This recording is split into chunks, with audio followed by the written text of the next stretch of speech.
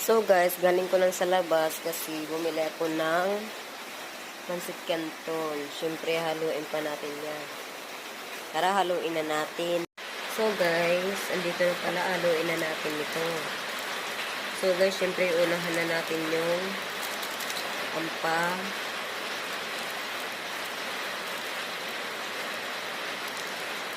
Ampa na ng milk niya.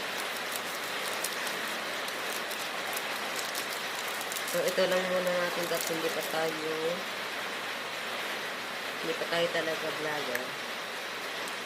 Kung mga vlogger na tayo guys, so, madami nang kasi yan bumibiling ko.